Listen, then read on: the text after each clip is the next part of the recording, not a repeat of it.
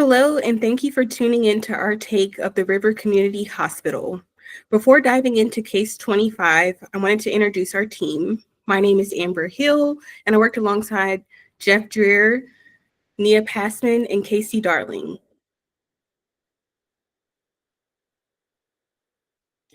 This is a 210-bed, not-for-profit acute care hospital with a reputation for quality healthcare services. This hospital is accredited by the Joint Commission, and its mission is to improve the safety and quality of healthcare provided by the public. This presentation will embark on the exploration of the hospital and examine the dynamics of the operations and financial performance. We have been tasked with crafting a concise, informative dashboard that aligns with modern management practices. Before we get into the dashboards and the scorecard, I would like to talk about the strengths and weaknesses of this hospital. River Community Hospital's financial strengths are evidenced by the ability to generate strong cash flow from operations amidst challenging times. This hospital has strengths such as availability of cash and sufficient current assets, revenue for outpatient services, and a high bed occupancy rate, which could result in increased revenue. Some of the weaknesses are long-term debt obligations. There was a loss per outpatient visits, and there was a negative cash flow due to investments in infrastructure and equipment.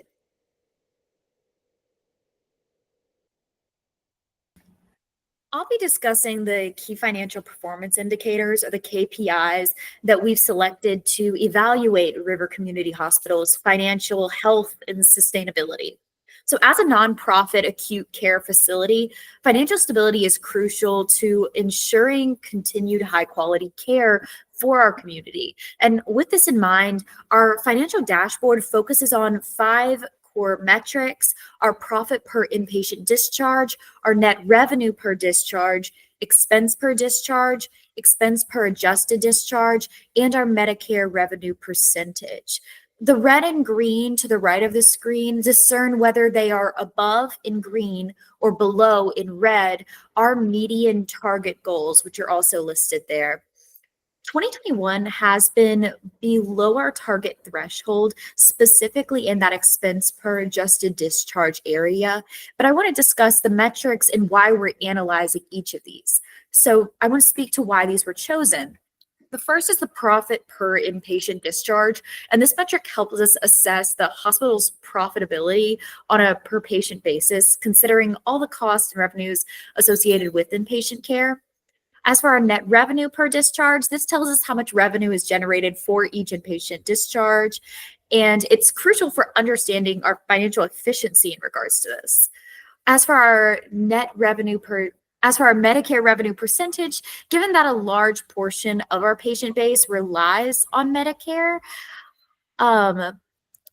tracking this percentage helps us understand the revenue risks and reimbursement trends. Lastly, going back to these 2 expenses, the expenses per discharge shows that controlling costs per patient is essential to maintaining our financial sustainability. So the metric allows us to identify more opportunities for cost reductions. And the expense per adjusted discharge provides almost a more comprehensive view of the expenses by adjusting for our case mix and the outpatient volume, giving us a clearer financial picture. So the areas of concern are primarily regarding, again, that expense per adjusted discharge and that profit per inpatient discharge, which had a dip in 2021. But we'll discuss those more so when looking at our scorecard and moving from our scorecard to look more at our dashboard. We chose these KPIs that are hospital-centric so as to provide a cohesive overview of the facility's fiscal standing without sharing the spotlight with the outpatient basis. So this is strictly inpatient adjacent to this, but again, it gives us a broader picture for it. Together, these KPIs give us insight into revenue generation, cost management, and the overall fiscal efficiency, helping us make some informed strategic decisions. And our recommendations are presented later, referencing the information pulled from here. But now let's look at our dashboard.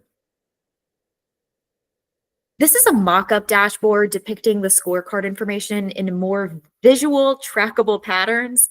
Though our financial forecast will present more detail, having a visual reference for executives to reference is a welcome tool. we can see that the profit per inpatient discharge has that decreased dip in 2021, whereas net revenue per discharge is more stagnant with a very slight decrease to 2021. Expenses per discharge, that has actually been getting more expensive in a slight rate there. Our Medicare revenue percentage is just so we can track in case any major trends occur with this, since they are such a key aspect to our facility. And lastly, that expenses per adjusted discharge has stayed relatively stagnant regarding. In response to these findings and trends, our focus moving forward will be optimizing revenue streams and improving cost efficiencies.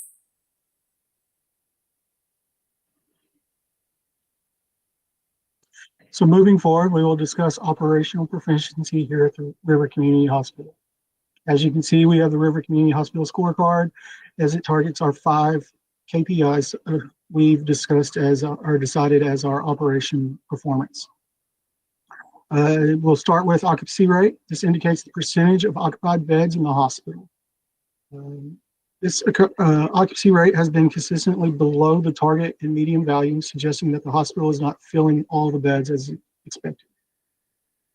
Moving on, we'll go to the average daily census. It measures the volume of services provided by the hospital, reflecting the average number of patients per hospitalized day.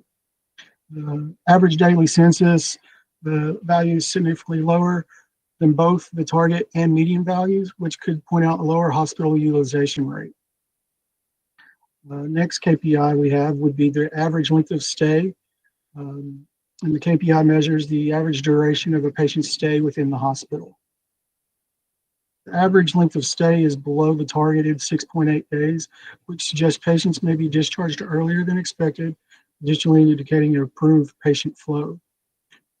It also can reflect a quicker turnover due to the reduced occupancy.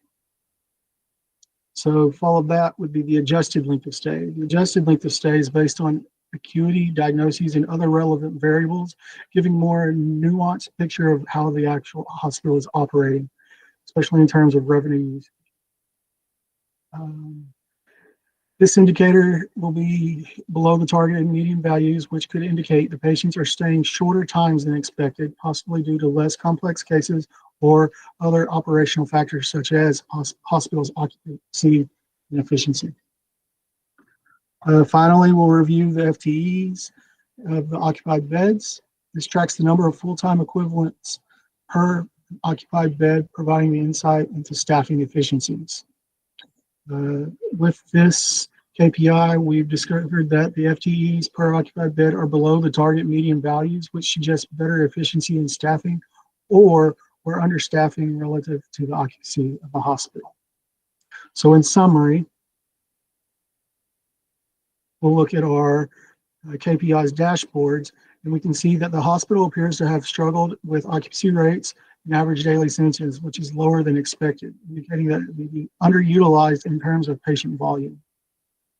The average length of stay is somewhat aligned with the target, but is below the median, which could point a better than expected patient turnover or operational challenges of longer stay.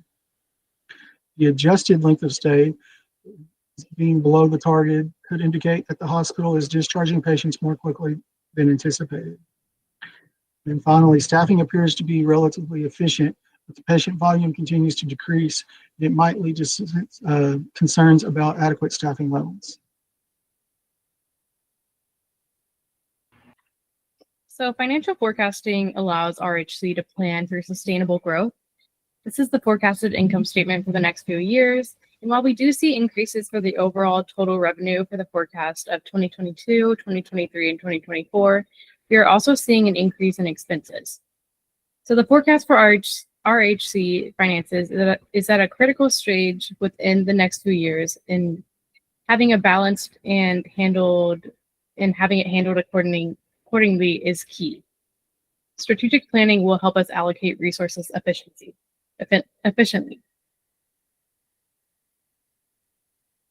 And this is the forecast balance sheet for 2022, 2023, and 2024 for the forecast.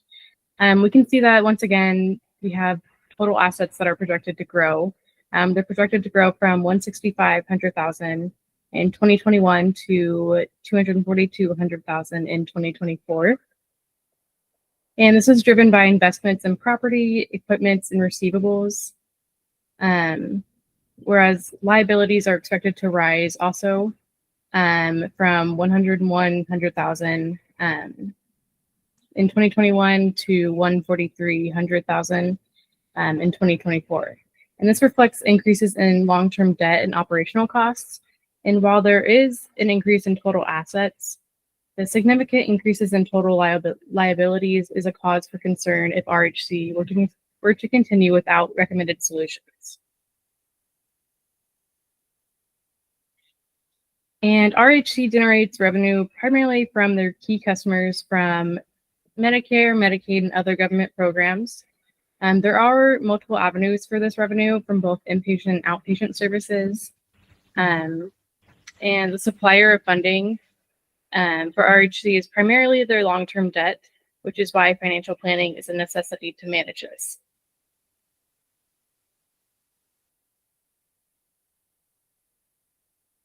And RHC operates in a competitive landscape with 3 other hospitals in the area, including one that was recently acquired by a for-profit chain, which has caused much anxiety within the area.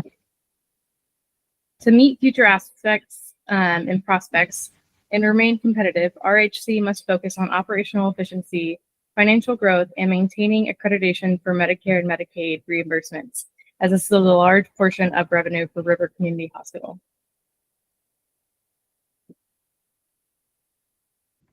As we conclude our presentation, I lastly wanted to review our suggested recommendations for River Community Hospital. One major challenge we identified is the decreasing inpatient census, which we propose to address through staffing increases and central staffing strategies, all which are helping us to optimize resource allocation and review our, again, performance indicators that we discussed previously. And to boost our outpatient clinic profitability, we recommend implementing a targeted market strategy to attract new patient populations. Given the hospital's financial constraints, particularly regarding our debt repayment, we suggest re-examining the debt payoff plan to ensure sustainability. Lastly, the increase in equipment expenses highlights the need for strategic investment in high-quality infrastructure to improve long-term efficiency in patient care. So these recommendations are supported by the scorecards and the financial analyses we've discussed previously.